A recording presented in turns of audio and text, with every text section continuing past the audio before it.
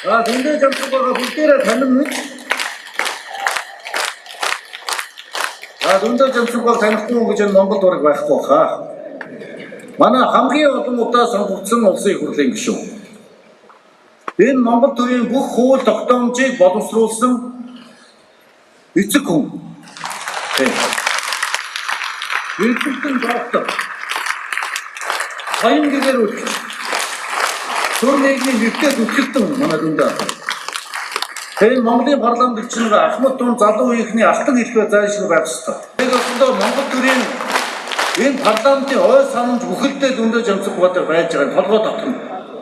1992 оноос улсын баг хурлаас ахуулаад энэ Монгол улсын хууль тогтоомж яаж боловсруулагдаж хизээ хаана хэн ямар үг хэлжээж ямар юм дээр зөрчилдөж ямар юм дээр маргалжээж энэ хууль батлагдаж гарсан бэ гэдгийг бүгдийг дүндээ мэдж байгаа. Тэгээ ийм ой санамж тасарчул Монгол төр нурж байгаа. Одоо энэ сонгуулиар маш олон залуучууд парламентод шинээр сонгогдож орж ирнэ. Тэр ойлгомжтой. Тэр хүмүүс чинь бас нэг хэлдэг, ярьдаг, үгэлдэг хүн байх ёстой биз? Ер нь айд гэсэн тэгдэг шүү дээ. Айдын хамгийн том ах ч юм уу. Дүүнрээ нэг за чи болж чи наадгаа гэдэг. Загнадаг, зэмлдэг.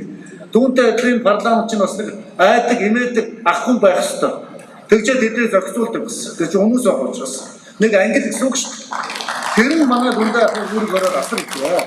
Олон зүйлээс нь одоо энэ залуу парламентчтай одоо үлгэр дуурайд болж багшийн ёсоор, эцсийн ёсоор ингэж хийж ярь зааварладаг хүн бол одоо манай дүндээ жамсан. Тэгээ энэ хүмүүс байхгүй бол Монголын парламент бас гацна. Яаж ажиллах вэ мэдхээр. Одоо бидний аавтай адилхан шүү дээ. Аав байхгүй бол гэр орон эзгүүртэгтэй адилхан энэ нөхдүүд парламент хэн нэгэн төлөө зоохгүй бол Монголын парламент эзгүүр нь хаашаа явж байгаа мэдхээр.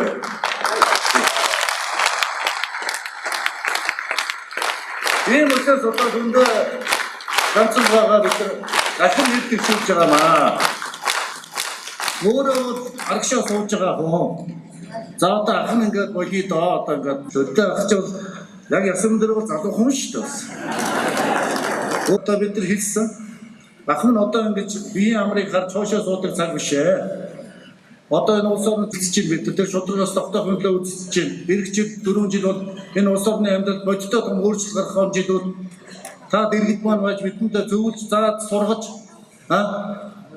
энэ одоо салхинаас биднийг хамгаалж бодлогын маань дэмжиж эрдэм боловсрол мэдлэг туршлага дадлагаараа хэдэн дүүнэртээ тус болж энэ төр улстай та нэг зүтгэж өгөө гэж бид нар одоо хүсэж байгаа юм байна. Тэгээд тэрийн дэвшил